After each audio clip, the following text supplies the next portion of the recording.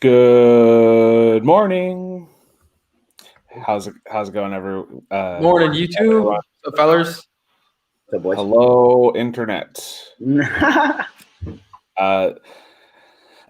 This is the Sunday roast episode of the AJA Sports Show. I'm Ace. He is Jay. The other guy is Andrew. Read the screen. Read our lips if you have to.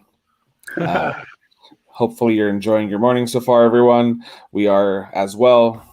Thanks for waking up with us. We're just going to, if you joined us for a Sunday roast episode before, we just kind of talk about, whatever we want. And sometimes it's sports, sometimes it's not. It's like, a box of chocolates. We don't know what we're going to get. Good morning, everyone. Dude, I hate that, though. Can I be honest? Oh, my God. If I'm Morning, eating a box Elizabeth. of chocolate, and I don't know if it's maybe just because I don't like nuts in my chocolate, but if it doesn't come with a little guide, I gotta like half bite them, bro. Would you rather bite into one of those chocolates that has like the orange filling in the middle or nuts? Oh, orange. Yeah, Orange. no. Yeah, and orange. Anything but nuts, dude. Oh man. So Yeah. you. Oh wow. Okay. Yeah. For me, that's like the worst case scenario. I'm like, oh. No. I think it's a German thing. The chocolate and orange. I think I'm right, but no. Oh, really? Yeah. Take that all day, as long as there's no nuts. Well, in speaking of Germans, they do this. They like to drink their colas with a little bit of Fanta. So like orange Fanta and Coca-Cola. Apparently, it's a thing there, and I think they actually like make like actual sodas with those combined. But I've seen a couple of, because I work in the food industry, where people will come up and be like, "Can I get half cola, half Fanta?" And we're like, "Yeah, for sure." But finding out that that's actually a thing there, I've tried it. Wow. I've tried it. It's not, it's not actually that bad. I'm sure Coke has a Coke Orange or something in their supply chain there. Have you guys ever gone to the soda machine and just put a little bit of everything? Oh, yeah. I mean, back when you were a little kid, absolutely. And you would convince yourself it tasted good, and it was just whatever. When we got older, they finally had those Coke, the big red Coke machines that had every single flavor in it. We got robbed because by that time I knew better. I knew I wasn't gonna mix all these flavors. I was like, in my late, like I was like about to turn 15 or 16. And I'm like, I can't be doing this now. Like, Elizabeth, they're not a part of the Finer Things Club. No, we are not. They're just a gym. We're Toby, Pam, and Oscar over here. Andy trying to get in, but nah, they're Andy and Jim. Oh, that's perfect. We've all been to Germany, actually. A little fun fact: we've been to Germany. Well, the Germany Pavilion of the World Showcase at Epcot, which is pretty great. I had a great beer there. Okay, so let me talk about that the drink real quick. You know how it's hilarious. Okay, we put all the sodas together and we drink it, but then you do that with Slurpees though, and then with Slurpees it's okay, but with soda it's not. I mean, I guess it's different textures in your mouth and.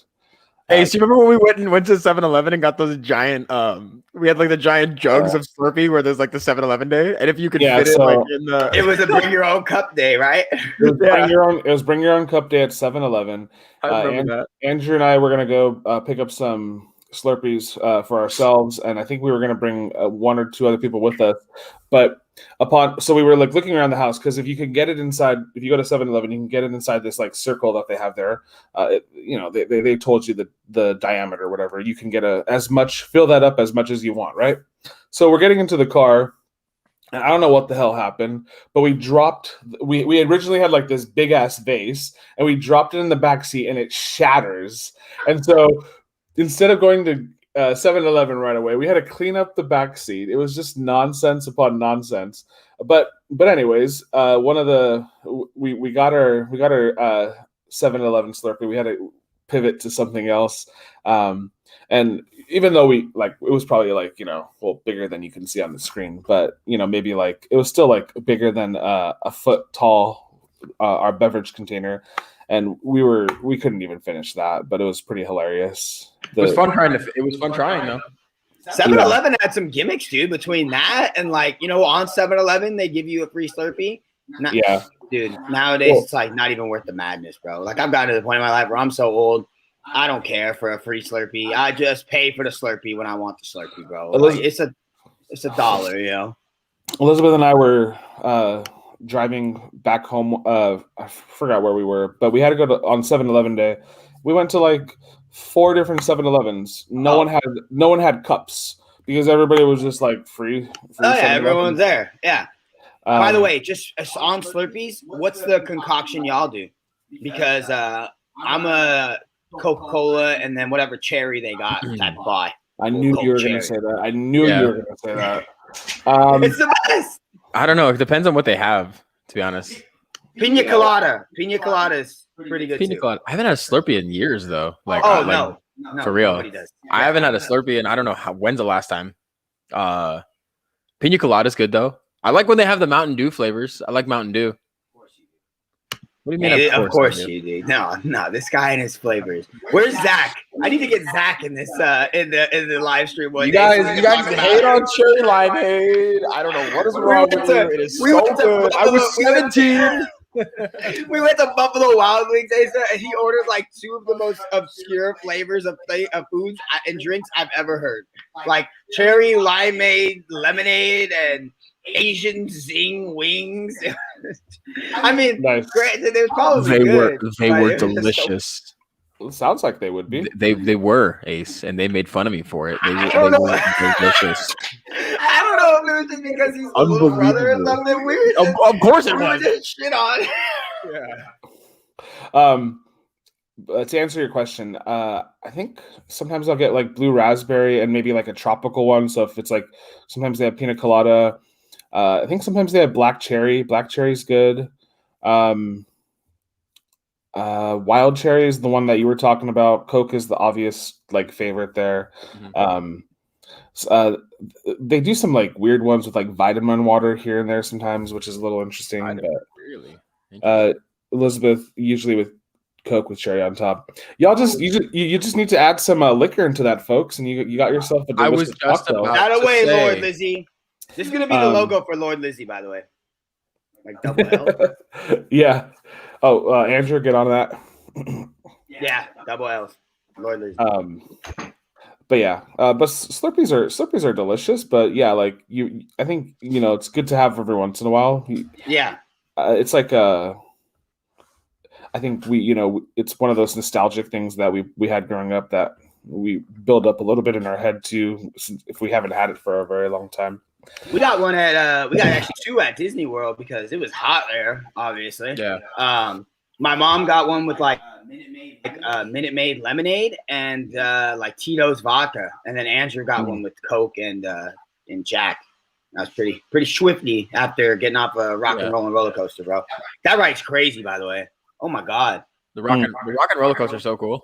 Oh, dude, I haven't screamed like that on a ride, and I don't even know how long. Oh my lord! Oh, I forgot we got the front row, and Johnny was tripping. I was big tripping. It was after we just had our breakfast. Our breakfast when we were at Disney World was a shot of Patron every morning. So nice. We were a little tipsy. Woo! Today. As you should be when you're on vacation. Well, you brought up your trip to Disney World. Disneyland is going to open up later this month on the 30th, and then in June on the 4th, Avengers Campus is opening up, and so we just have a little. We have some pictures on Eater's website to show you. This is their churro spirals here on the screen. Those are good. It's literally just a churro, right? Ace, that they just made into a circle, right? Yeah, it looks like they're calling them the sweet spiral ration churros. Okay. Yeah. Mm-hmm. And then we got here a not so little chicken sandwich. So it's a big piece of fried chicken with a little baby bun. I get that this is for like the theming, right? Because it's like Pim's Test Kitchen. It's got the little like Pim particle there, but how in God's name do you eat this? How are you supposed to enjoy it? Like, I mean, can you ask for extra buns and like split it? No, like, cut it. It's part of the. I think no, you can't do that. Yeah, part of the experience. I think. What are you doing over there? I think there's a couple ways you go about it, though. I think because I think you can still pick it up. Like you can still pick it up with the you know, you're gonna have to be like stretching your fingers out a little bit, and then I think you just start making your way around the chicken sandwich, or grab a utensil, cut maybe cut the chicken sandwich in half, but still have some of it sticking out. But but yeah, there you gotta have fun with it, right? Yeah, no, it's super Actually, cool it looks for the delicious. theming. It looks really good. But yeah, this one's got some sauce on it, got some coleslaw, some looking like little potato barrels in the back over there, and you can see the pin part. I'm a fan of any sandwich with coleslaw on it, though. That Potato barrels, right? Yeah. Mm-hmm. Well, that because tater tots is not usable by most restaurants, so we got different names for these little potato pillows. Delicious potatoes. This not so little chicken sandwich is a chicken schnitzel with a small slider-sized potato bun topped with sriracha and teriyaki, mayo, pickled cabbage slaw, and then there was also a little call-up tier to the top of. They have large pretzels and IPA beer cheese sauce. And then right here we got a PB to the third degree superb sandwich with the banana smoothie shooter, tater tots. Interested. Looks like it's an adult PBJ right there. They're calling it tater tots right there. Oh my goodness. Disney. Boiled. Get it, Disney. Wow. Copyright, yeah. Someone come get them for the copyright. They're always copyrighting everyone else. And then Impossible Spoonful. This is an Impossible meatball with pasta tossed in marinara sauce right there. And this one's plant-based. Impossible meatball with it might be just plant-based cheese on top. Looks good though. That's a big meatball. Mm-hmm. But the first time we went to Disney World, Art of Animation, they're like quick service kitchen. Not even quick. It was a quick service kitchen, I guess you'd call it. Whatever kind of restaurant they had in like the actual resort served like a really nice meatball, like served with like cheese inside over like polenta. It was really good. Oh, you stayed at Art of Animation, and you're talking about the flavor, their like cafeteria area, right? Yeah. I'm forgetting the name of what it was called too, but yeah, like your hotel common cafeteria area. Pretty impressed with it. Art of Animation and Pop Century. I think they both have a pretty good like cafeteria there on site. Not a lot of the hotels like because I was at their like level of value hotels there. So not every hotel has like that size of cafeteria. Though some of them, the rest of them will just have like restaurants for you to go out. But the first time Elizabeth and I went there, we just went to like every night. We just went there for dinner because we were trying to save some money, and we got this like mozzarella caprese type sandwich that was pretty good there. Yeah, pretty decent food. No, Art of Animation is good, especially it's usually one of the more lower priced on the tier of hotels there. So the bar was pretty solid too. Mm-hmm. And then over here we have we have a Proton PB&J punch. Looks like there's some peanut butter balls as a garnish right there, and then a Pingo Doce, which is if you watched the Hulk when he opened up. They have a little cameo with Stan Lee where he opens up the fridge and he's drinking a soda. That is from the show. And then, but I've seen The Incredible Hulk, but you have to watch it because I have to watch it again. But the Hulk's little bit of blood drops into one of because he's like beating up some dudes at this Pingo Doce factory where they're making it, and a little bit of his blood drops into one of the bottles, and then it so happens that Stan Lee is the guy that drinks it. So Stan Lee drinks the soda that has a little bit of Hulk's blood into it, and then he like spazzes out and falls down to the floor. And then on the right-hand side over here, Cosmic Cream Orb from Terran Treats. So I think Terran Treats is like a little little stand. And I think that's where you're going to get the churros that we saw at the top of this page too. That looks pretty good. I'm interested in that. Yeah, I mean, the land opens up on June 4th. It's going to be like, what's it called? Star Wars Galaxy's Edge at Disneyland, where it didn't open up with both rides, but it'll have Spider-Man's a Spider-Man ride opening up with it. I can share that real quick too. Yeah, apparently for that one, it sounds like they have like motion capture technology, and you're gonna like, it's kind of like, I've heard it's like a little game, like kind of like Toy Story Mania, but when you do like a sling with your hands, like then it shoots a web out and you get points and stuff, which is pretty freaking sick. Yeah, you're gonna pretend to be Spidey, and you're gonna be lined up there. And I think from what it looks like, Spidey will probably be like part of the ride with you. You won't. You probably hear him as you go. You'll probably see him at certain spots, and then you'll have to help him with his mission here.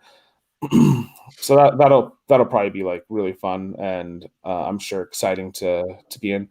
Some of this, well, if you just go on to Twitter or anywhere, Disney just posted a little sneak preview to that of the actual land being done, which it looks like it is done.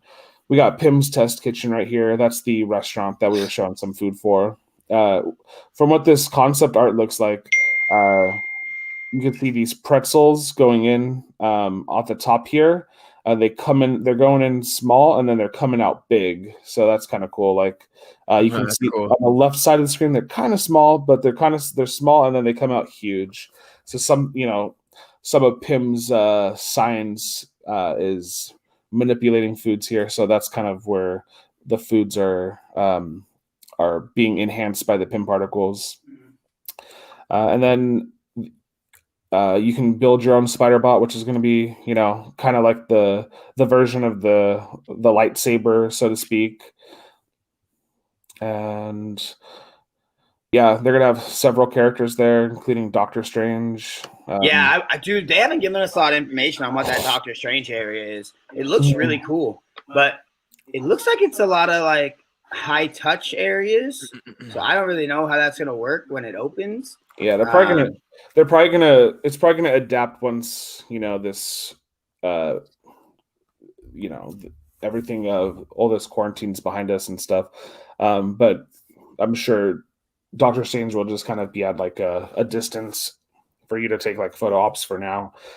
And when it does open up, it'll probably I have a feeling that because the Jedi Training Academy that used to be at Disneyland side was like such a big hit with kids, I have a kind of a feeling like it'll probably be Doctor Strange like working with like kids or I'm assuming not adults, but teaching them maybe some magic or how he does his, how he uses the time stone to manipulate some stuff, which is cool. I'm sure it'll be fun. Taskmaster, who's supposed to be the villain in the Black Widow movie, is supposed to be there. I think Black Widow's technically supposed to be there. Got some weird Marvel timeline stuff going on here, but it's for fun. It's gonna get weirder with Loki too. Sorry. Are they still doing the Spider-Man robot that does like the flips and everything?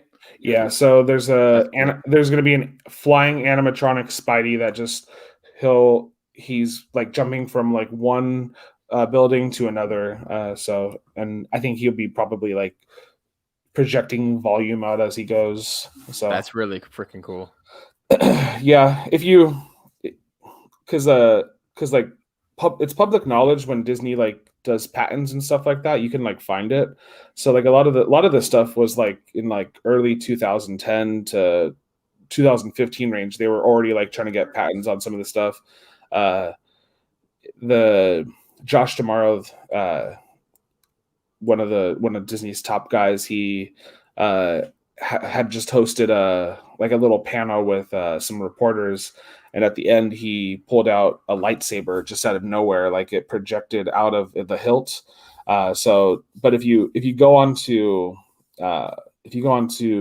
online, you can actually see Disney has patents out for a lightsaber that has a hilt, and then the light energy kind of comes out of it.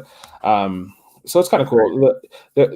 From what I saw, though, there was like a controller type device attached to it. So I don't know how, like, it's not going to be a lightsaber that kills anybody. Just FYI, you're not going to be able to like, oh, the guy in the Starbucks drive-through messed up my coffee. Let me go slice his arm off. No, it's a toy. It's going to be a toy, but it's going to be a very expensive and an amazing toy for you to have once you can have it. I told Andrew, Ace, I was telling Andrew, I would pay multiples of thousands of dollars for that, probably. Well, the funny thing is yeah, there's a guy. There's a guy on YouTube that actually made a lightsaber that can kill someone. So if you go onto YouTube and just put real lightsaber, I'm sure you'll find it. Taking a break. Of course, there is. Excuse me a second. But it's ridiculous. Like, he has to go through so much to get it to work. He has multiple like sources of energy and heat and attached to it, and he has to be careful because this lightsaber could explode too. So like, it isn't Christ, man. It isn't just a let me just turn this on and see what happens. But if you watch the video too, he turns it into different lightsaber colors, so which is cool, paying homage to the fact that there's different kyber stones out there that project different colors of lightsabers. Mm-hmm. So yeah, what was your guys' favorite thing at Disney World on your vacation? Oh man, like from eating or from like theme parks or rides or. Well, you're falling into a rabbit hole here, my friend. Yeah, absolutely. Go on for days. No, just if you what's one thing that Disney World does better than Disneyland? How about that? One thing. The fact that it's an entire world is actually pretty like. I think that's the real main thing about it. It's ginormous, and they have their own like bus transportation system. Like they have. Once you're on the property, you're on. Oh, you're on Disney. Yeah, that's the only. I think that's the best. Because like we went to Magic Kingdom. And Magic Kingdom is not anywhere near as good as Disneyland. They have really cool like individual theme parks. Like Epcot is awesome for what it is, and the festivals are really good. When they add a few rides, it'll be even better. But Pandora Land, I'd say at Animal Kingdom is dope. But like what they do the best is just that it's Disney on steroids. It's like Disneyland on absolute steroids. So that's what I would say. Chef's R. Smith's Homecoming too. They have that. Disneyland doesn't. That's the best thing I've eaten in a very long time, since the Tricos, and that was also at Disney World. So, what do you think, Andrew? What's the one thing that Disney World does better? I think like the immersion, maybe. Again, like if that's even possible, I guess even at Epcot, like it's like you're fully, when you go through all the land and stuff, you're fully immersed in everything. And Disneyland does a good job of like the queues for rides and like kind of being super like inclusive with like making you feel a part of the world. But I think Disney World just does it a little bit more because like you guys said, it's literally a world. So I'd probably say that just making you feel like always involved with like I guess you can call it the magic. Like you're always involved with it. That's what I thought was pretty cool. Yeah. Especially at Epcot. I love Epcot. Like Animal Kingdom and Epcot are probably my two favorite parks. Epcot mostly because of all the food, but Hollywood Studios now, dude. Hollywood Studios is the best park now. It's got Star Wars. It's got Toy Story Land. Like, oh yeah, I guess you're right on that. We didn't get to go on Slinky Dog Dash though. But, it was broken down all day. Yeah, it was broken down every day. Every darn day. We were even checking wait times on the days that we weren't there just to see what it would be like. And it was like every couple times we check, it's like broken down, or temporarily out of service. Yeah, my favorite ride over there is Expedition Everest at Animal Kingdom, and then the day that we went to Animal Kingdom, it was down the whole day because I think there was like some sort of accident on it, not like death, but like I think someone got hurt, and so they had to go through the ride and make sure that Disney covered their bases, which is the smart thing to do, so no one else gets hurt. But it was down for the whole day, and we tried to. I think I can't remember, to be honest, but I think we like a few days later tried to go back. I'll have to be reminded if we actually made it back or not, but that is my favorite ride. But yeah, sometimes that happens. Like, it's not like the fair where they'll just keep running the ride, and if someone gets hurt, someone gets hurt. Yeah, right. I love Expedition Everest. It's so fun. I was gonna say, Animal Kingdom's got 2 of like the best rides. Like, if you were to do like a top 5 rides at Disney World, Animal Kingdom's got 2 of them with Expedition Everest. I second Expedition Everest. It's a great ride. I also enjoy Seven Dwarfs Mine Train. Seven Dwarfs Mine Train is cool. Flight of Passage, yes, the other one you're talking about. Flight of Passage is, Joseph Parsons, Mr. Joe, Mr. Pandora over there. Yeah, that's Flight of Passage. We didn't get to go on our last trip. The Seven Dwarfs Mine Train is a fun ride. I just wish the ending was a little bit longer, where you got to kind of see into Snow White's little cottage, and then it is short. You see like the evil witch kind of chilling at the back of her window. If that was just maybe like, I got to see that, maybe not even just because you kind of see it from the side view. If I could just maybe see that from like, I don't know, a different perspective too, that'd be cool to see. So here was my thing about Disney World, about like the Magic Kingdom specifically, right? Like, everywhere I went, I felt like it was an outdated version of what we have at Disneyland. Like, people right now, I mean, obviously Disneyland hasn't been open, but when it was open, we're complaining about our Tomorrowland. Have you been to Magic Kingdom's Tomorrowland? Mm-hmm. It's like 30 years behind. So, Space Mountain was fine, but it's like a little bit better version of our Matterhorn. That's literally what it is. It's like, got the same cars as our Matterhorn does, and it was cool. But okay, they don't have Indiana Jones. Indiana Jones is one of the top 5 rides at Disneyland. Like, literally, well, I'd probably say top 3 for me. I love Indiana Jones, but I don't know. It was cool. I like the other parks way more than I like Magic Kingdom, which I guess is really what it is. Elizabeth said she really likes the entertainment aspect of Disney, and I do feel that Disneyland does it better than. I think Disney. I mean, if you look at it from just scale possibility, Disneyland has a smaller scale, so it's easier to pull off those things. Even if like you're just talking about revitalizing the land. At Walt Disney World, the Magic Kingdom in Tomorrowland over there has had a Lilo and Stitch ride, or a Stitch's Great Escape ride that has just been like, it opens up maybe when it's really busy because Disney needs to show some bodies elsewhere. But I think it officially closed before 2020. And so like, yeah, there's a few things there that need to be like, updated for the future. They're about to have their 50th anniversary, so I think they were supposed to have a lot more things done, but with all of last year kind of pushing things back a little bit, it kind of probably slowed down some of the pace of that. They're going to open up their Ratatouille ride later this year with their 50th, kicking off their 50th anniversary. They have 3 big rides opening, because they got Ratatouille that's opening here soon at the end of the year, I believe. Guardians of the Galaxy, the Cosmic Rewind roller coaster, is supposed to open soon at Epcot, and then Tron. They're supposed to all be ready for the 50th. Right. I'm sure they will be. Mm-hmm. Well, I was gonna say too. Speaking of a little bit about construction, have you heard they haven't done anything for the Avengers ride, the like themed big ride? You know how like they had the Smuggler's Run ride, and that's gonna be kind of like Avengers Campus's Spider-Man ride. And then they're supposed to have like a huge ride that incorporates like the Quinjet, which is that ship they have for the Avengers that's on top of their base. And I heard they haven't done anything for it, which I mean makes sense because of the pandemic. But I wonder how long it would take them to finish it. It's got to take at least like 1.5 years, right? Like there's no way it takes. Yeah. So like there is a Quinjet at Avengers Campus right now. So like they have kind of like the basis of it ready to like to be on display, but yeah, it's the next e-ticket ride for Disney. So like e-ticket rides for Disney now are super immersive.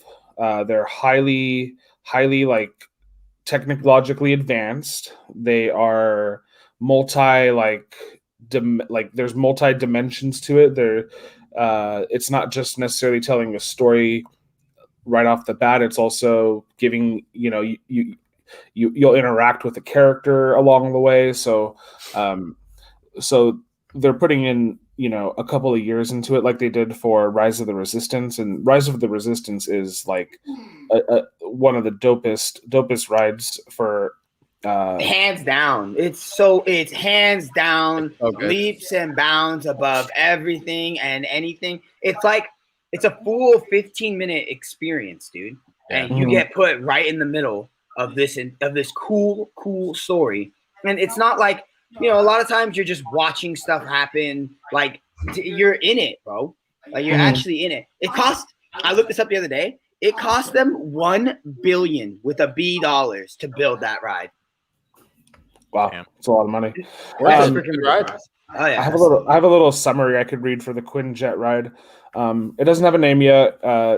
It just says guests will step on board a Quinjet and fly alongside the Avengers in an epic adventure to Wakanda and beyond. So we're going to Wakanda. Love Black Panther. And whatever beyond means. They will team up alongside the Avengers in a battle to save our world against one of the most powerful villains they have ever faced. Imagineers are hard at work conceiving an all-new innovative ride system to put them in the middle of this action. So when I read that too, I don't think you're going to just be in the Quinjet the entire time. I think you're going to be pivoting probably from, like, if you've been on Rise of the Resistance, you pivot to different areas, and it's like two different it's like two different walking areas of the ride that you have to go on, and then there's two different ride vehicles. So I would imagine that they're going to take that essence and apply it there.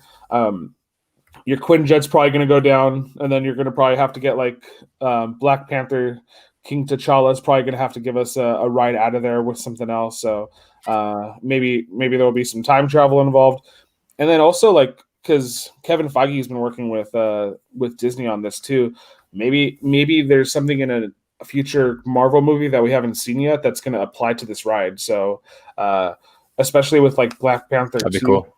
Black Panther 2 coming out, I think in a year or two, and then with Chadwick Boseman dying, our Disney's not going to recast Black Panther, but they're going to continue his story and the story of Wakanda. So I wonder if there's going to be like, if we're going to Wakanda there, if we're still going to Wakanda, and maybe we'll get to see something in Black Panther 2 that we'll get to see on the future.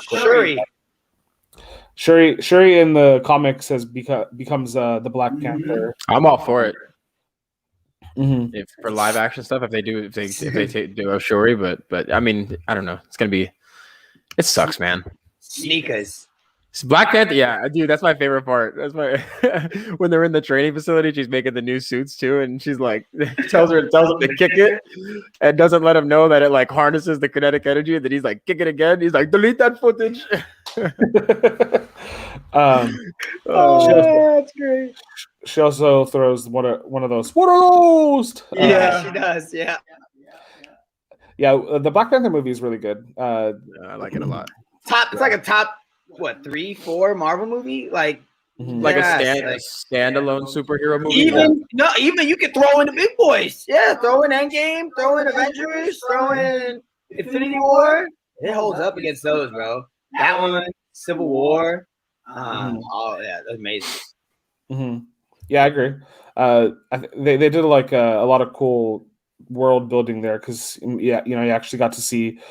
Well, you got to see Wakanda from like the point of view of some of the top Wakandans. What I would like to see in the next movie is Wakanda, but from the point of view of like, some of the not so royal people, because when you get to enter Wakanda a few times, you get to enter it in Infinity War.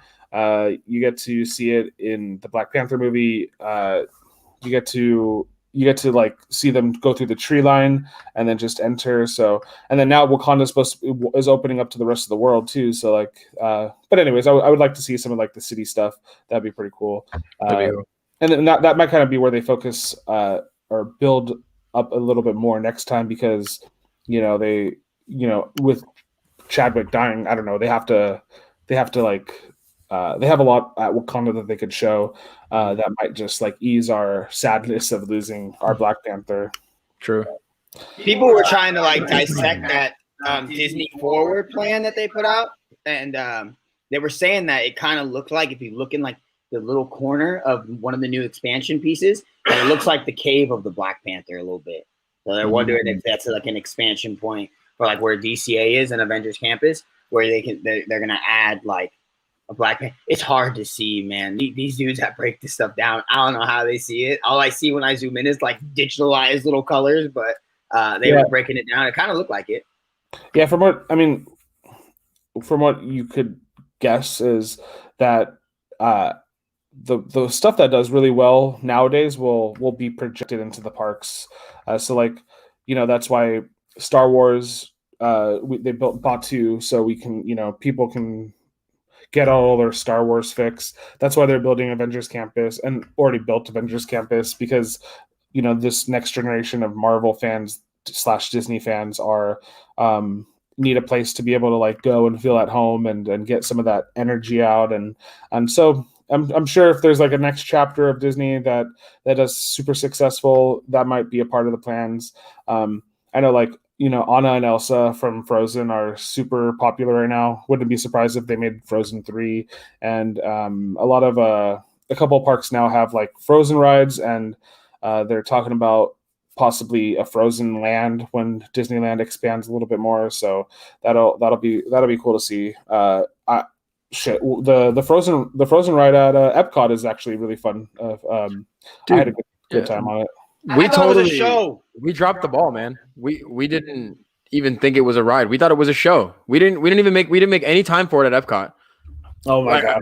And then we saw a video last night, like while we're just hanging out, and the ride looks so cool. Yeah, we had all the time in the world there too. We had all the time in the world. I could have spent another hour, got more drinks, more food, man. Next time you'll have to go on it. They had a oh my gosh, I'm forgetting the name of it. It was an old ride there. It was like because you're in the Norway pavilion, and then they revitalized it to become Frozen. So a lot of things that Disney is doing is they're taking some of their old IP, and then they're just they're superimposing some of the current IP on it. What is Elizabeth saying here? The Frozen ride at Epcot is fantastic. Darn, yeah. Now I feel even worse. Elizabeth. You get to you get to see Anna, Elsa, Olaf, that they're singing to you. But what Disney does with that ride is they project their faces. It's you can see some scary pictures where like the projections don't work, but they project their faces to like this animatronic, and then it kind of follows you as you go. So it's like someone's walking with you. It's like kind of an in-between animatronic, because Disney didn't make like a full functioning Elsa walking down the ride, but they made like a full functioning Elsa without the face walking down the ride, and they just project her face on there.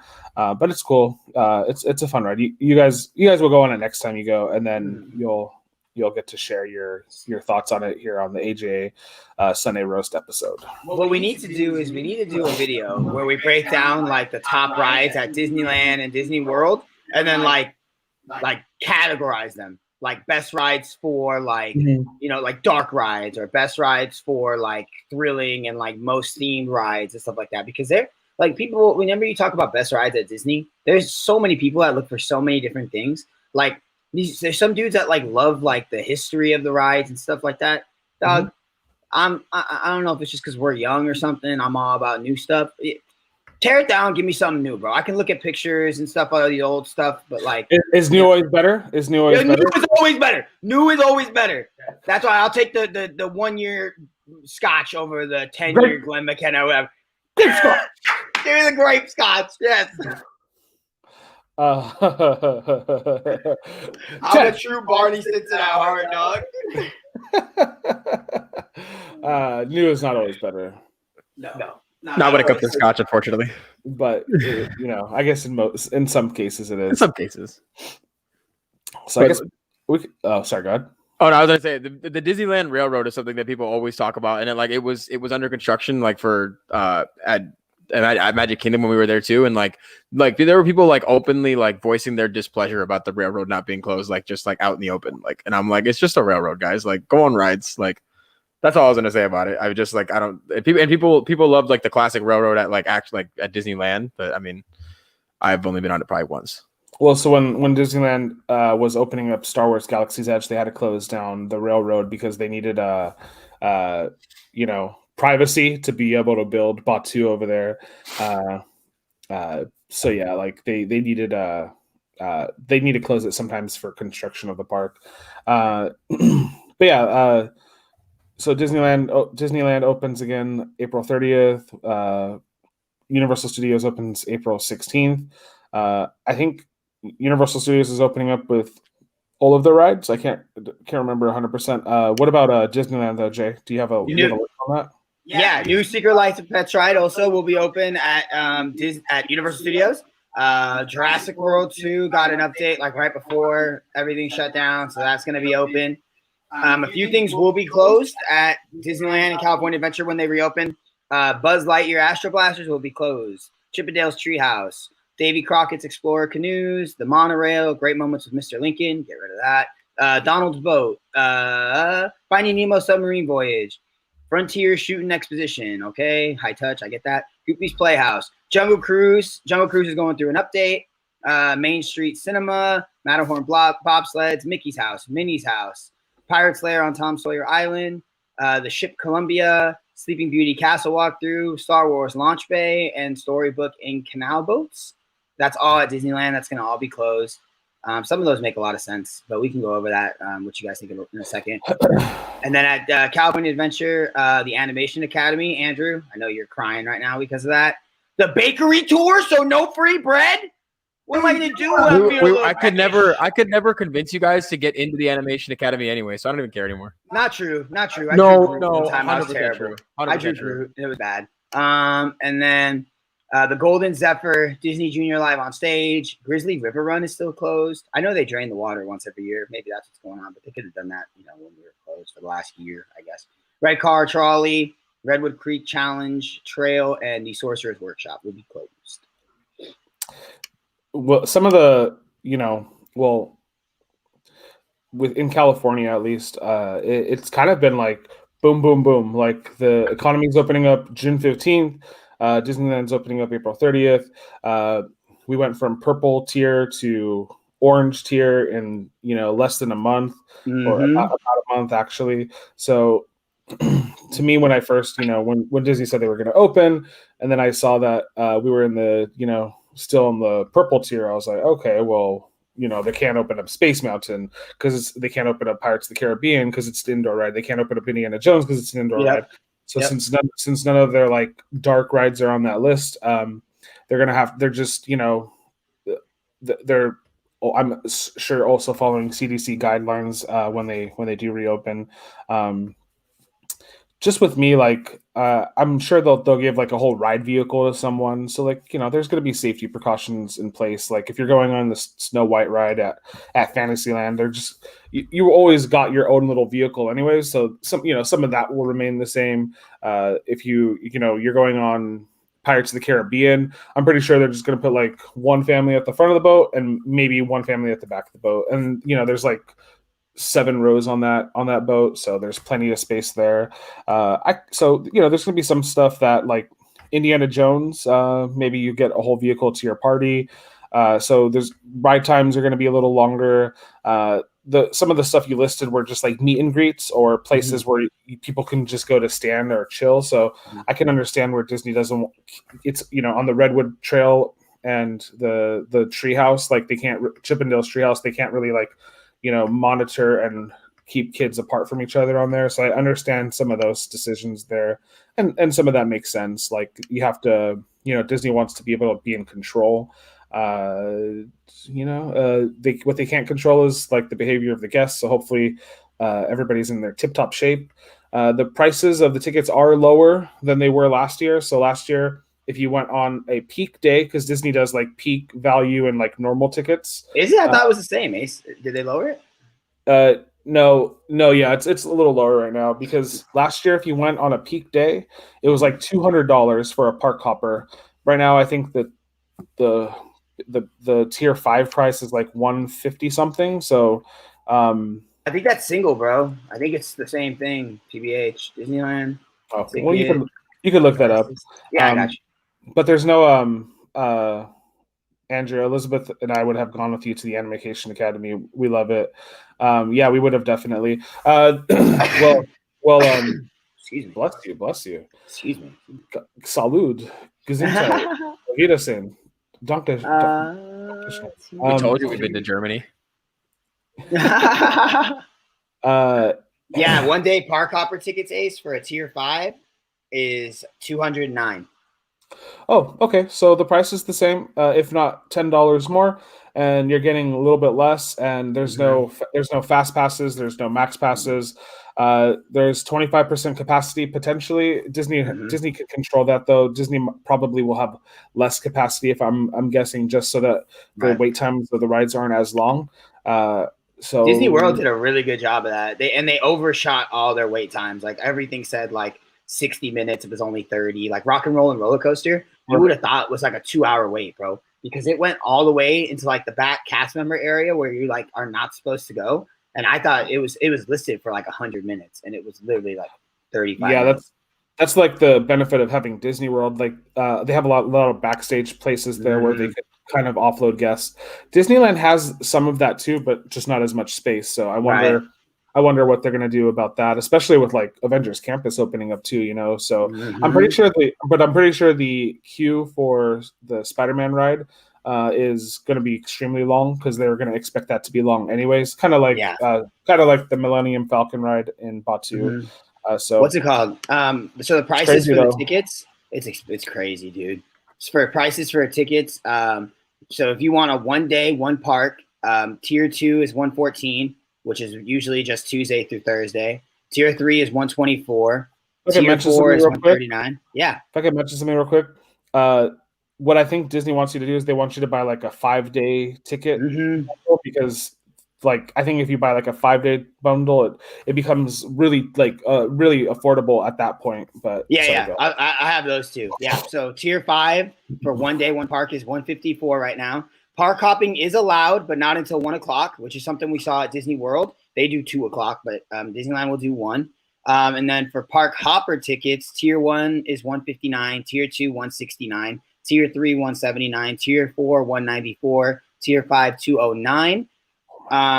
If you do 2 day, so it's a 2-day ticket is $235 for 1 park or $290 for both to be park hopper. So that goes down to like $180 a ticket if you do park hopper, and that's a 2-day.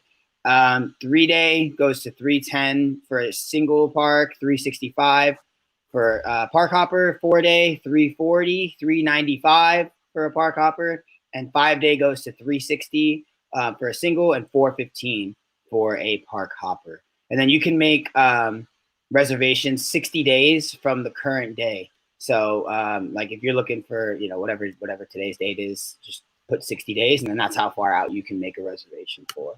I think reservations drop tomorrow, if I'm not mistaken. Yes, they do. For if you have a ticket now, if you have a ticket already that you purchased, you can go and get a reservation. So like tomorrow, if you have a ticket, you can go get a reservation for Avengers Campus before anyone else who doesn't have a ticket gets to buy a ticket. People are a little pissed off about that, but get over it, dude. What are you gonna do?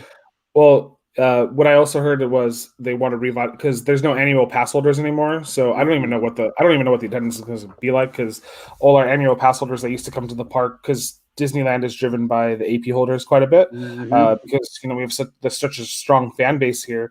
I don't know if the annual pass holders are going to continue coming to the park as often because, like you said, like maybe they'll get the 5-day pass and come 5 different times. Like I can see that happening for sure. But how many times can you do that this summer, right? Like just keep dropping because at a certain point, maybe you come 15 times, but you're gonna be purging money way well past what you would have done if you had an annual pass, which you could have come absolutely like 200 plus times a year. So absolutely, 100%, dude. I mean, and then you have to have a park reservation. Like just because you have a ticket it literally doesn't mean anything. So anybody who's watching, you have a ticket, doesn't matter. You have to have a park reservation. Me and Andrew saw it when we were at Disney World. People just walk up and like, oh, here's my ticket. They will kick you out. Like, you need a reservation. When you were at Walt Disney World, did you hear a lot of like groaning and moaning from the guests when they were like waiting in line about like wait times and stuff like that? Not really, because again, they overposted everything. Like, I remember for Soarin' was posted at a 100-minute wait. We waited 25 minutes, I think 30 minutes, and it's a long line. The one thing that Disney World is doing a good job of, and again, like you mentioned, I don't know if Disneyland's going to be able to do a good job of it because they don't have as much space, but the lines were so like intricate and circled through and back and through and back. We were moving pretty much the entire time. There were very little times where we were just standing in a line waiting. We were constantly moving through and making our way into the queue and out of the queue and stuff. So, and everything was really high. But like, Test Track was posted for an hour. We waited 25 minutes for that. Like, there were just so many things that they were doing that too. It seemed like it was almost on purpose, to be honest, which is a good strategy in my opinion, because I was going in thinking, oh shit, I'll wait an hour. And then I only waited like 20 minutes. I was like, big time. Let's go, baby. Yeah, you undersell and over deliver. Well, I was gonna make another How I Met Your Mother reference, but we already met our quota. So, so yeah, we've been talking a lot about Disney. You know, Disney's cool and all, but we can talk a little bit about sports, and we'll watch our viewership just go down to 1 as we pivot away. And I'm just kidding. So the sports world is still going on. I mean, we're not huge golf fans, but the Masters ends today. Too small. I mean, if Tiger would too small. We're talking golf. We're talking golf first, Johnny. Sorry, Jay. Sorry, Ace. Yeah, sorry. Hideki Matsuyama is looking like he's going to win the Masters. First Japanese player to win if he does hold on today.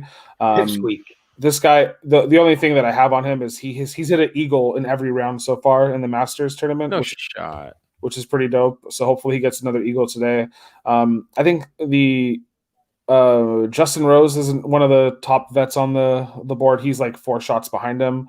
So I think, you know, if anything, he has to make some magic to catch up to him. But yeah, I mean, you know, Masters is cool. I used to like when my life was much simpler and I would wake up in the morning on Sundays, like I would watch golf pretty consistently, but I also grew up when Tiger was, you know, in his prime too. So I would watch Tiger play golf, and I would watch, you know, a couple hours of golf and enjoy myself. But golf is from, you know, I don't personally play it, but I think golf is one of those fun sports that you play like later in life that you kind of enjoy, because, you know, lots of different demographics of people can play golf, and it's not like you don't have to be probably like the most peak physically gifted to do that. No, you do not at all. And you know, anybody know a guy named John Daly? Yeah. Oh yeah. So we all know John Daly, John Big Boy. You know, I grew up an athlete. You know, I played sports and stuff. So when I went out to San Antonio, we got, you know, our Amta Sahar and our Amo Steve, who are really good, play golf all the time, very good. And I was living with them for a little bit, and I would go out there and be like, dude, I'm an athlete. The ball's not even moving. How hard could it be to hit this ball that's not moving? I hit baseballs and stuff. It's the hardest thing in life. It's so difficult. Now, I couldn't believe how hard it was for me to hit the dang thing straight. It was unbelievable, dude. Just slicing and over here, and oh my God. And then I would get frustrated. So then I would try to hit it even harder, and then that would be even worse of a thing, because it would end up even worse. The results were disastrous, is what I'm trying to say. And golf looks like, you know, oh, you just go out there, you swing a club, and the ball goes. Dude, it is the hardest thing. It's really, really extremely difficult. I'm a master putter, bro. Mini golf, you ain't wanting to smoke, bro. But I get on a real golf course, and I can't hit the ball straight. It's that hard. I'm pretty decent at putt myself, so just saying. Oh, that's baby. In our MLB live stream on Thursday, Jay, you said that hitting a baseball was the hardest thing to do in sports. Are you now retracting that statement? What do we say? No. I just want to tell you how hard it is to actually hit a golf ball. I'm just trying to make sure you're. No. Hitting baseball is, and pitchers with stuff on their ball is more of an advantage than batters who are juiced. Okay. All right. So a couple of other little nuggets going on in the sports world. Angels outfielder Dexter Fowler tore his ACL. This news just dropped about an hour or two ago, but he didn't slide into second base when the ball was being thrown there, and he kind of just like, he like ran to the base and then kind of did this like awkward shimmy thing there, and I bet you one of his cleats got stuck into the base and just slide. Just slide. You're a professional baseball player. You know how to slide. He is 35, I think. So, a little older. So, I mean, I feel bad for the dude. But yeah, he probably, could have handled that a little bit better himself. Yeah, but I'm sure he'll be back next year, or if he's not, then because some baseball players can play into the late 30s and still be serviceable, but without a DH in the National League, like a lot of players don't get to live out their longevity of their careers, which is why we need DHs in the National League too, designated hitters, so that some of these older guys can still play, because like some of these older guys that maybe have like name value attached to them, there's only 15 American League teams, so like they can't go to and they might have a not every team wants to use a DH for the old guy that can still like whack bombs every time they get up to the plate. They want to be able to use that for like resting player defensively, but still having his bat in the lineup. So kind of a little sucky there that baseball still hasn't have a all-time designated hitter across the league. It's just weird because baseball, I feel like baseball never has like a solid explanation for why they do things. It's always just like, oh, that's just the way it's always been done. Hank, back in the day when we, made the game of baseball what it is today, America's favorite pastime, we set standards and rules that we're going to last a lifetime. Oh, you'll see. You'll see. Baseball. That's why it's America's pastime and not America's now time. That's the problem. It is past time to make changes. That's what it is. Anybody? Go ahead. Oh, I was gonna say baseball's fun, but I love watching baseball. But it could be. There's a couple of things that just make sense. And I was watching games yesterday. I was watching the Dodger games yesterday, and I called out robot ump like 5 times because there was a couple of silly plays that I was jabbing at Jay here, but he didn't know. I didn't tell him. What were you gonna say, Jay? No, check me out. So you know how Green Day has that like "Wake Me Up When September Ends" songs? Mm-hmm. That's one of their songs, right? That's what I feel about baseball. Wake me up when September ends. The Dodgers win the NL West, and we're in the playoffs because it's all great and everything. But until the games start to matter, we've talked about it before. 162 games. There's 160. That's double what basketball plays. Right. Double. Mm-hmm.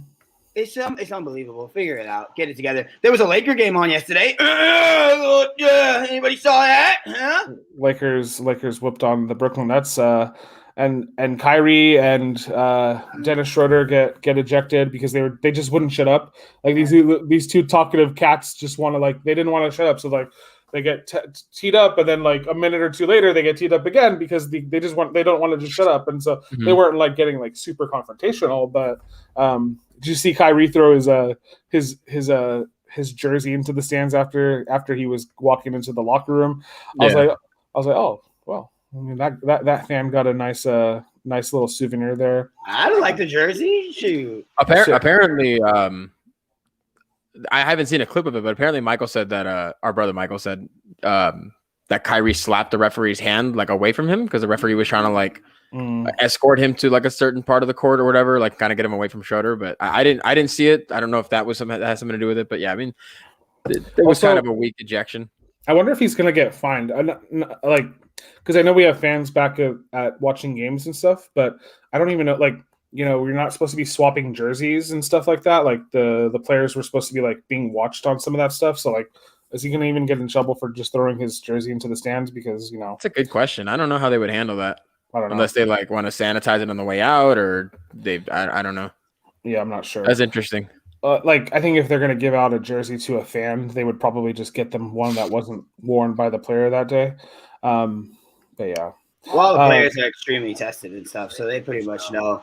Did you guys see who the best player on the floor was yesterday? Andre Drummond. You darn tooth, it was Andre Drummond. Double. Shot 22 and 11.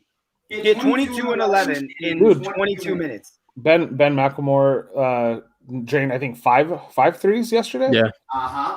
So it was the Lakers. The Lakers have been winning some games without AD and LeBron because they've been draining threes. So yeah, that was playing defense and playing defense. Their defense has been even better. Before LeBron and AD got hurt, it was 106.8. Since they both got hurt, it's 105.2.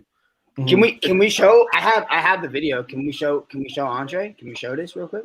Yeah, just share it without the audio this time. Okay, gotcha.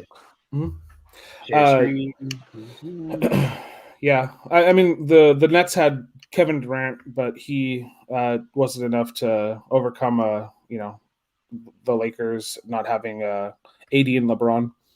Okay, I'm going full screen. All right, yeah, dope. We see it. Check me out. Oh wait, what the heck? It didn't do it.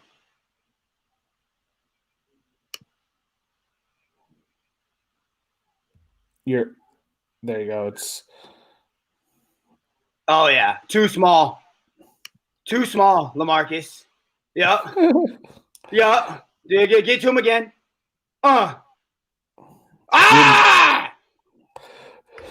LaMarcus stat line was weak sauce too. He didn't put up much. The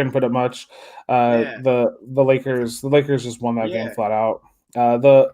Kobe, LeBron and AD are supposed to be back potentially in the next 10 to 14 days. So they'll LeBron posted on his Instagram that a storm is coming, and so we shall see. The right is coming. Mm-hmm. Come on, bro. I retweeted this on Twitter, but yesterday's games all ended in plus 15-point margins. That was the first time every game yesterday, I think it was like, I don't know, 8 games or something like that, that many games ended in a 15-point deficit since I think it happened like five times, like a decade or so ago. So yeah, bro, not any close games yesterday. People are in a lot of trouble, boys. People are in a lot of trouble with these Lakers, boys. I did tell you what, you know what I'm saying? I mean, our starting lineup when everyone's healthy is going to be Dennis, KCP, LeBron, AD, and Andre Drummond. Like, ¿qué pasa? And then if you want to close with Kuzma, go ahead, because you have LeBron who can run the point, Kuzma who can ball handle. I mean, and LeBron's just going to be the point guard with Dennis on there. So yeah, I mean, you can run with Dennis and LeBron. I mean, I have my tweet right here that I retweeted. Last night, all 7 NBA games were decided by 15-plus points, the most on any day in NBA history, in which all were decided by that margin. So 7 games, 15-plus differential.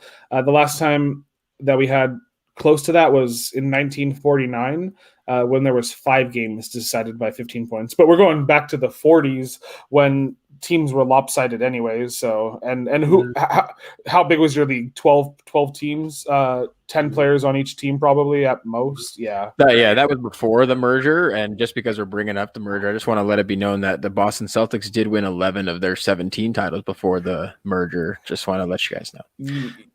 11 of them. The math checks out there. That's a lot of them. That's before the merger. Just saying. 1970. How do you guys feel about okay, so the Lakers and the Dodgers, both Los Angeles teams, won the title last year. How do you guys feel they're being portrayed as do you think they're going to be starting to get like that evil villain? Are we getting portrayed as like the antithesis or like the antagonist here, or is it? Do you think LA's getting too much hype? What do you guys think about that? Both team balling. I mean, not really. Not the hype is deserved. I don't care. Everyone can say whatever they want. People called it like people were saying on after the Lakers won the title, like, oh, it was a Mickey Mouse title. They won it in the bubble. Well, everybody else was there. They lost it too. Everybody had the same circumstances. They lost, and then if you're on Twitter and you see Squirtle and Mickey Mouse trending, it's not because Ash Ketchum is hanging out with Squirtle and something new happened. It's completely different. It's political. Don't click on that. And if you see Mickey Mouse trending on Twitter, it has nothing to do with Mickey and Disneyland. It has everything. People are talking trash about the Lakers. 100%.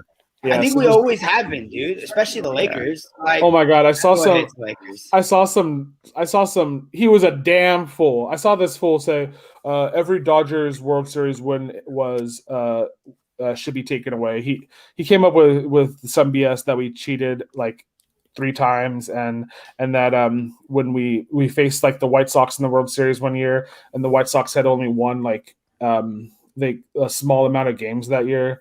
Like Like, weren't we down 3-1 to the Braves?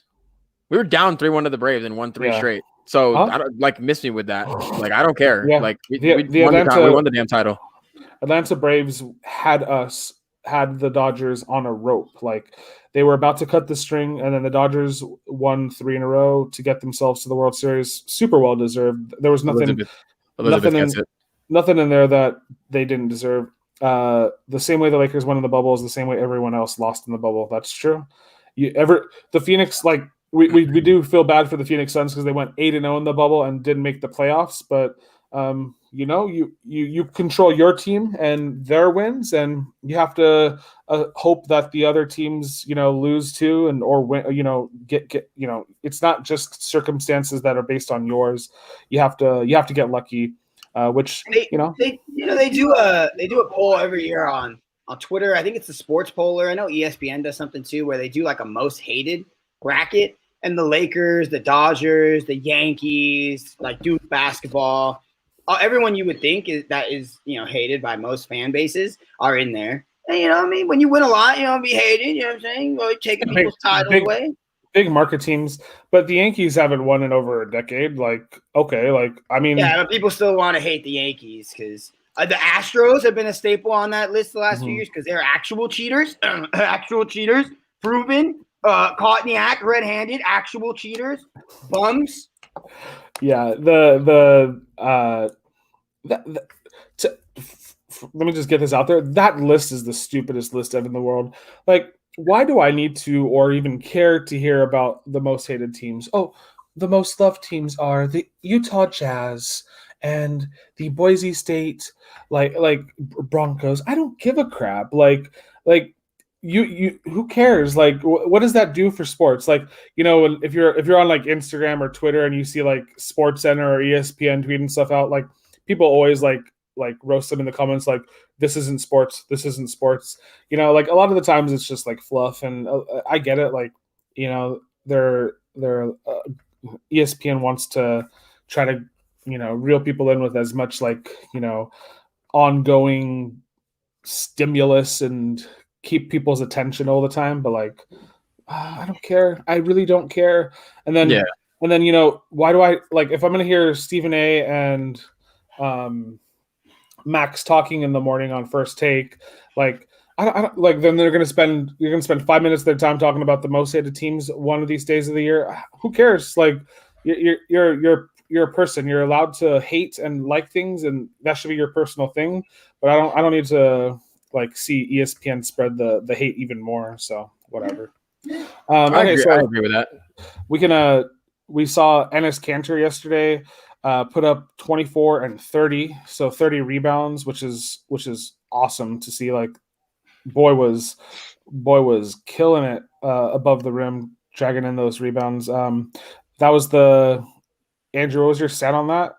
Oh, I have it. It was only the third time in the last 20 years that a player did it. The last 2 times were Dwight Howard, who had 32 and 30 in 2018, and Kevin Love, who had 31 and 31 in 2010. Man, if you saw this picture of Kevin Love when he was with the Wolves, man. Dwight Howard did that in 2018? Yeah, 2018. He had 32 and 30 with Charlotte. Who do they play?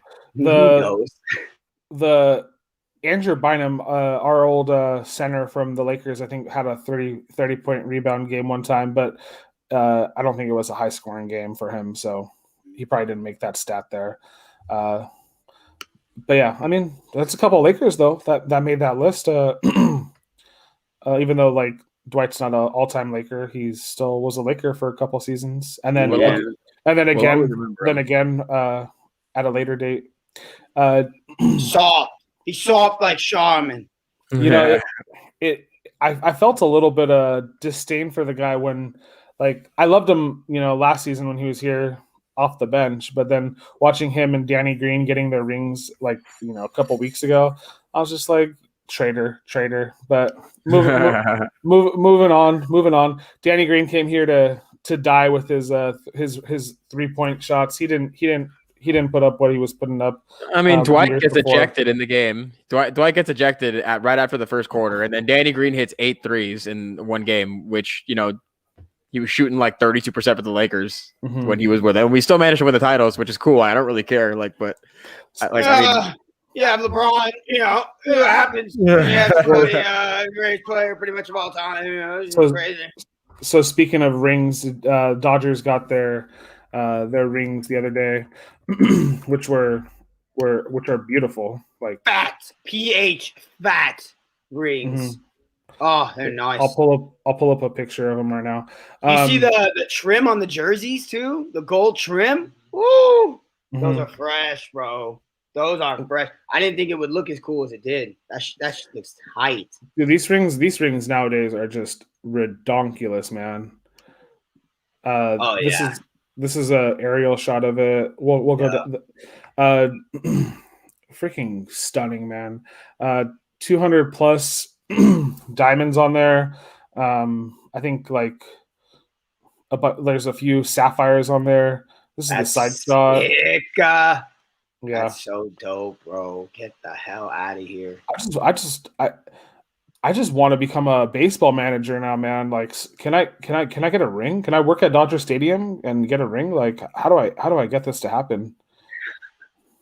Okay, they give it out to a lot of people. Like, even some administrative people get it. You got to pay taxes on it, I think, though. Whatever. I'll become a G. Oh my god, they put a little video in the box. Oh my! It's only in LA where we put their own highlight videos in the box. It's pretty dope. Dude, I don't know what I would do. And it's got a key right there. And engraved on the inside of the ring, it shows the Dodgers series wins over the 4 teams to win the title. So super cool, super nice. Can't beat that, but well deserved. I mean, and rings are cool. Kike and Jock Peterson have to wait to get theirs, I guess, because they'll probably give it to them when they visit Dodger Stadium at some point this year. I'm sure. There was a couple of Dodgers on the roster the other day that weren't getting rings that I was like, oh, well, should have signed a deal earlier with the Dodgers, but should have stayed, but oh well. So yeah, any there's some basketball games on today, some baseball games on today. Baseball games start early because you got a bunch of West Coast games. The next Laker game is on Monday, I think, in New York. Dodgers play in a couple of hours against Washington. The Pelicans play today. Keep an eye on the Pelicans. That race between them and the Warriors is getting real tight for that 10th spot. Like getting uncomfortably tight for the Warriors. I mean, the Pelicans aren't even at full strength. They haven't had Brandon Ingram in a few games, so. Yeah, there's a game and a half difference between the 10 and 11, the Warriors and the Pelicans there. And if they win today, they get, they're half a game. I mean, they're a full game. They go to a full game behind. The Hawks and the Hornets are playing right now. It's like just about to be the end of the first quarter. Mm-hmm. Yeah, New Orleans is playing the Cavs, so Celtics. I'm not saying they're gonna win, but. Celtics at Nuggets today. Celtics are +7, so Nuggets are 7-point favorites there. At home, that makes sense. Tatum dropped like 45 the other day. He had 53. 53. Yeah, he was the youngest Celtic since Larry Bird to have 50 points in a game. He had 53 and 10 rebounds and 4 assists. Hey, Miami and Portland play tonight on NBA TV. That'd be good. Need to watch. Yeah, I'll probably watch that. Are the Hawks still? The Hawks have been undefeated since Nate McMillan took over as head coach, I think, right? As interim. Really? They've been surging like crazy. Oh, I don't know. Let me pull up the NBA standings. They're 28 and 25 now. But no, they're not undefeated though. I think they think they lost a couple of days ago. Oh, they did. Yeah. They're at the 5, 28, 25. They're 6 We'll and cover 4 last 10, so. Well, we'll cover some NBA action later on in the week. Let's this is the Sunday roast episode. Let's just end the roast talking maybe a little bit about our coffee beverages of choice today. I made my coffee today. It's almost done. I just made a cold brew with caramel and oat milk. Love oat milk. I got my little tiny oats and I just milked them for several hours this morning. And press them. Actually, oat milk apparently is not that hard to make. So apparently, you just soak oats in water and voila. Then blend them and strain them, right? Something like that. But something like that, yeah. But we just go to the Sam's Club down the street, and they have this 2-container box of oat milk called Oat Yeah. That's actually super smooth and delicious. A little bit easier to. I like it compared to every other milk alternative I've drank. My sis is plant-based, so I try to support the plant-based lifestyle whenever I can. And actually, I think I do have some slight dairy intolerance that's been bugging me lately. So I just try to stay away from dairy whenever I can. So Shout out, Bud. Oat milk for the win. What do you guys drink? Absolutely. Well, mine is gone, but we were drinking this new coffee blend we got from Costco, Lavazza Coffee. Did a little research on this here coffee brand to just get some background because it's pretty good cup of Joe in my opinion. It was on the bag. It's the Espresso Italiano blend. We were drinking that one Espresso Italiano from the Lavazza brand. So it all began when Luigi Lavazza opened the first store in San Tommaso, Turin, in 1895. After he took a trip to Brazil, he got really interested in seeing the usage of these beverages. And during a period of great change, he decided to open up this shop called Lavazza. And to the coffees we drink today that are from Lavazza are a result of his idea of combining coffees from different parts of the world. And in 1927, it grew from just a simple shop into a small company. By 1957, Lavazza was the largest company in Italy, and we're set to become the coffee leaders in Italy and throughout Europe. So like I said, today we're drinking the Espresso Italiano. Pretty good. 5 out of 10 on the intensity scale. What would you say, Jay? What do you think about it? He's pretty good. Yeah. Would you... when you were drinking it, do you recall it being like bitter, or was it smooth? Really smooth, yeah, super smooth. It's kind of got those like the undertones kind of like a tiramisu almost, not like the cinnamon and everything, but it kind of has that mouth feel of or that back of the mouth taste, I guess is what you're saying. What the best way I could describe it. It's pretty good. I like it. Good. So all you have to do, folks, is go onto Amazon.com. Thank me later. They have a cold brew thing there. It costs probably $20. I don't know. It's not that big, not that much. It's a mason jar with a filter in the middle, and then you just buy the cheapest coffee ever. You can go to Starbucks. You don't have to go to Starbucks every time. You can just buy, Folgers or Kirkland or whatever, Ubon. And then you put the coffee in the middle of this filter, and then you pour water over it. It takes 20 minutes. Just pour all the water in because it slowly filters in, and then let it sit. Take the coffee grounds out. Put the lid back on, and then you have yourself some nice cold brew that tastes pretty delicious. And that is what sounds delicious. That's what I have here. It just takes a simple little bean, and it turns it into this complex cup of coffee. Nice. But that's one way to have fun coffee at home. And then all you got to do is just maybe buy some creamers and stuff like that, or a little frother action going on, and you have yourself a little barista business at home. Nice. And then you can watch the Sunday morning roast with your boys, your favorite 3 boys, and sip on your little fancy coffee and comment on our video and like the video. I'm not saying that this is fancy, but I'm just saying I just half-heartedly put stuff together for myself, and I was able to have a nice cup of coffee here. I let the wifey spoil me, so like I can't compete with that. So Lord Lizzie makes a fantastic cup of coffee, no matter what you order off the menu when we're in your guys' company. Real quick before we go, I crunched some numbers real quick just to do an estimation of the amount of coffee we've consumed during the pandemic, because we're a huge coffee household.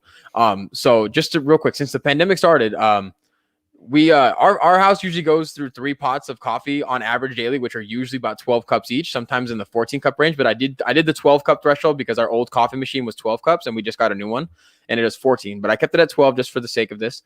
So this is since March 11th, 2020, which is when the pandemic officially started from the World Health Organization. So during 2020, our K cup broke too, and we were using about probably up to 4 pods per day, depending on whoever was using them. And we were also getting Starbucks at least twice a week. So 3 pods of coffee on average daily. Since then, 12 ounces of coffee each. And then there's been 396 days since that day. So estimating, we've brewed over 1,400 pots of coffee in that time. Over 14,400 cups of coffee have been brewed since the pandemic started. And 343 stars have been gained on my Starbucks account. And over 150 coffees ordered in that time frame. Just letting everybody know how much I love coffee. It's a lot of coffee. A lot of money too, actually. Yeah. I might need to budget a little bit. Hey, might have an issue here. It's better than some other possible addictions or infatuations out there. That's true. Elizabeth said, "Yes, I love this kind of math." And then Elizabeth could have done it in her head in like 2 seconds. I just gonna gave her the numbers. I commented this on the channel a little earlier but this had nothing to do with what Andrew just said, but it still applies. So much math. I just smile and nod. Andrew. Andrew is the person they write the math problems about. If Andrew has 7 cups of coffee on Wednesday and 3 cups of coffee on Tuesday, how much money does Andrew have in his wallet? 0. I'll tell you right now, ladies and gentlemen. That's right here. Okay, so that this short amount of time went by pretty quick. As we've been on for a little over an hour and 20 minutes. Thanks for watching. Thanks for tuning in, folks. Hopefully you're embracing a beautiful day out there. The weather in California should be pretty nice. Get some sunlight. Put down your phone and live a little, as we will do the same. I'm not just giving you this advice that I won't take myself. Let's go smell some dirty Los Angeles roses. Just kidding. But anyways, have a great day, folks. Thanks for tuning in. We really appreciate the viewership. Tell your friends about us. Go on to AJA Sports Show. Go to our Twitter and write something to us, and we will respond and retweet it and have a gay old time with you. If you go to Instagram, we're not as posting. We don't post every day onto Instagram, but we do have we do cover like some of the newsworthy stuff when it happens, and we'll post some of our links to our shows there as well. So another place to interact with us. If you got the Facebook, you can put the link to our YouTube channel on there, and then you could just pass this information along to the rest of the galaxy. So more and more people can start watching AJA Sports and enjoy us, and we can start enjoying their company too. This is all to say, thanks for tuning in. Thanks for sharing. Thanks for liking and subscribing. We appreciate you all. We'll see you guys next week on the Sunday roast. Until then, have a great rest of your day. Bye.